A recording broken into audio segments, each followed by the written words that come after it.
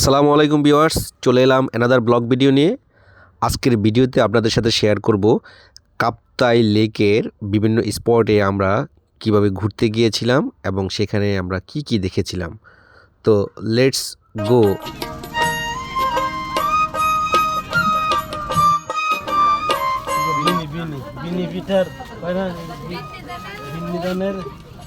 হ্যাঁ, কত করে এগুলো কেজি? 150 টাকা ভাইয়া, 140 টাকা রাখা যাবে কেজি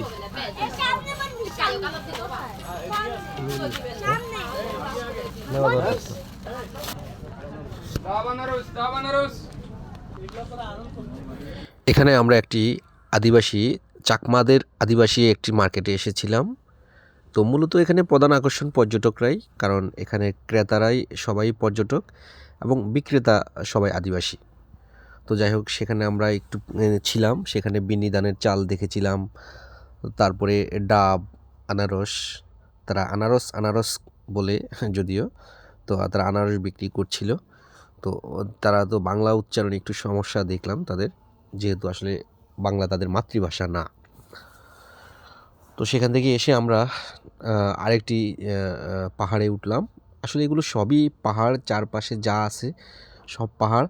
আর পাহাড়ের মাঝখানেই কিন্তু কাপ্তাই লেকটা। আর এটা কিন্তু প্রাকৃতিক লেক না, এটা একটা কৃত্রিম লেক। এবং আমরা এটা সবাই জানি, বাংলাদেশের একমাত্র জলবিদ্যুৎ কেন্দ্র এই কাপ্তাই লেকের উপরেই। এবং এই জলবিদ্যুৎ উৎপাদন করতে গিয়ে যে ড্যাম বা যে বাঁধ তৈরি করা হয়েছিল, তার ফলশ্রুতিতেই কিন্তু এই কাপ্তাই লেকের উৎপত্তি।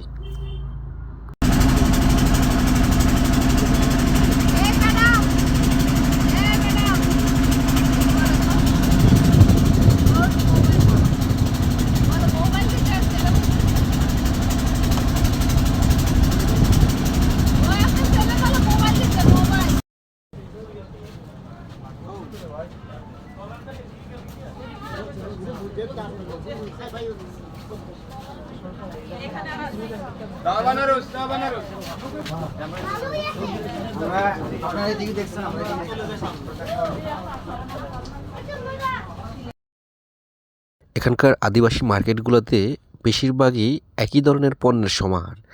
সেই ডাব, আনারস, হাতের তৈরি, হাতে বোনা কাপড়, এইগুলাই। অর্থাৎ পর্যটকদের আকর্ষণ করার জন্য তাদের উৎপাদিত পণ্য সামগ্রী এখানে নিয়ে তারা বসেছে। এবং আমরা আমরা শুধু আসলে ঘুরছি আর দেখছি, কারণ এই খাবারগুলো কত আর খাওয়া যায়। আমরা একেকজন 3টা করে বা 2টা, 3টা 4টা করে আমরা আনারস খেয়েছি, ডাব খেয়েছি। আর তো কিছু খাওয়া যায় না। আর এত জিনিস আমরা কীভাবে নিয়ে আসবো ওখান থেকে? ওখানে আনাটা খুব ডিফিকাল্ট। তারপর আমরা অনেক কিছু কিনেছি, বিশেষ করে হস্তশিল্প এবং তাদের হাতে বোনা যে কাপড়গুলো, এগুলো আমরা কিনে নিয়ে এসেছি ওখান থেকে। আর খুব মজা করেছি সবাই। ঘুরছি, শুধু হাঁটছি। কোনো কিছু প্রয়োজন নাই, তারপরও আমরা সেখানে দামাদামি করছি। এটা আসলে আনন্দ।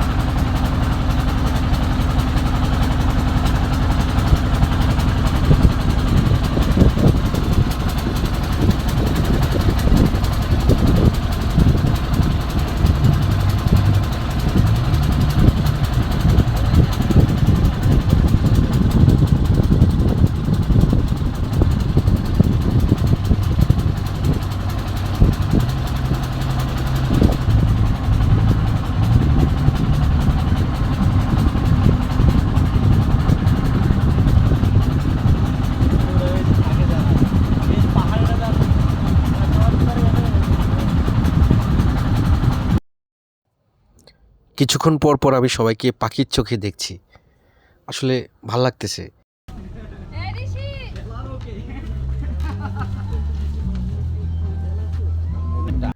এখন আমরা আসলাম আদিবাসী পল্লীতে, অর্থাৎ এটা নাকি চাকমাদের আদিবাসী পল্লী। তো অনেক উপরে, পাহাড়ের অনেক উপরে তারা। আমরা সিঁড়ি বেয়ে বেয়ে আস্তে আস্তে উপরে উঠছি। হুজুর আখ খাচ্ছে আর উপরে উঠছে সিঁড়ি বাইছে। সিঁড়ির ভাঁজে ভাঁজে কিন্তু আবার দোকান নিয়ে হালকা ছোটোখাটো দোকান নিয়ে মহিলারা বসে আছে। সেখানে দেশীয় ফলাদি বিক্রি করছে। এই যে পাকা কলা, আনারস এগুলো সাজিয়ে তারা বসে আছে। একদিকে ঢুকলে ওয়েলকাম।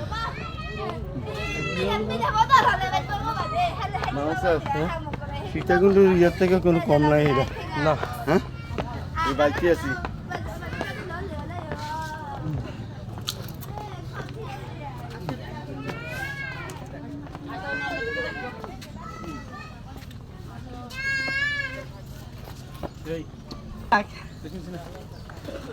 না একদিকে যাবো, হ্যাঁ ভাই ওইদিকে যাবো। 15 বেলে যাইব।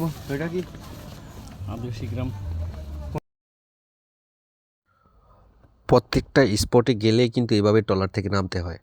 আর ট্রলার থেকে নামা এবং ওঠা মোটামুটি একটা যুদ্ধের মতো।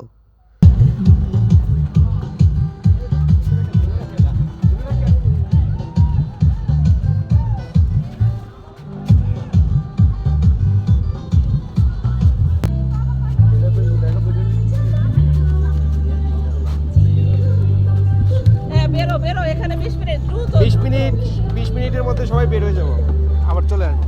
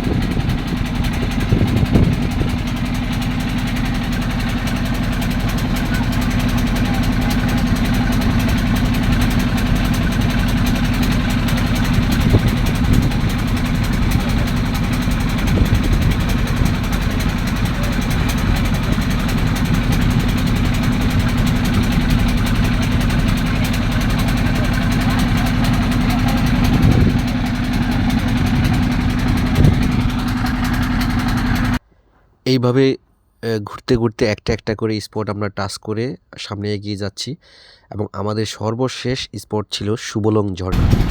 তো আমরা সেই ঝর্ণার কাছে যাচ্ছি।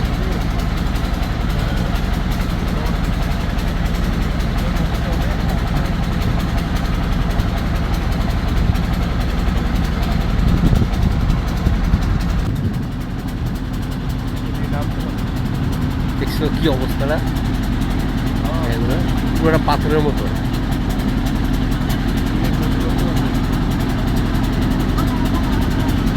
বিশাল বিশাল। এই যে স্যার এই জায়গাটার কথাই বলছিলাম। হ্যাঁ আমিও এই যে এখন যাবে যে দুই পাশ দিয়ে পুরো পাহাড়ের মাঝখান দিয়ে।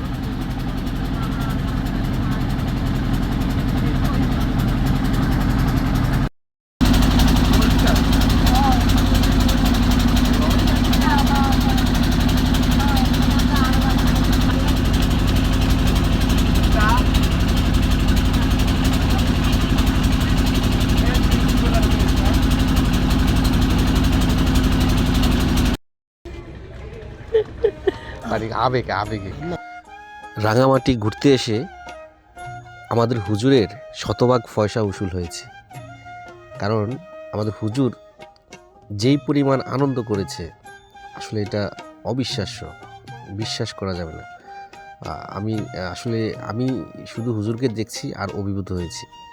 হুজুর এখানে ওনার একটা শখ, উনি গোসল করবেন, কিন্তু যেই বাবা সেই কাজ, উনি নেমে পড়েছেন গোসল করতে এবং গোসল করে তারপর উঠে গেছেন। আসলে আমার আজকে এই যে ভ্রমণ সঙ্গী যারা আছে বেশিরভাগই কিন্তু কখনোই ঘুরতে যায় নাই। এর মধ্যে হুজুর আছেন আমাদের একজন, উনি আসলে কখনো ঘোরাঘুরি করেন নাই, এই প্রথম এরকম ট্যুরে আসছেন। তো সবার থেকে উনি খুব এক্সাইটিং বেশি ছিল, এটা কিন্তু আমরা আসলে খুব উপভোগ করলাম। তো সর্বোপরি রাঙামাটিতে ঘোরাঘুরিটা আসলে কাপ্তাই লেক নির্ভর, অর্থাৎ পুরোটাই কিন্তু আপনাকে এই ট্রলারে করে বা এই ধরনের বোটে করে যেতে হবে, ঘুরতে হবে। তো অসাধারণ একটা মুহূর্ত ছিল, অসাধারণ একটা দিন ছিল আমাদের জন্য। ধন্যবাদ সবাইকে। আসসালামু আলাইকুম।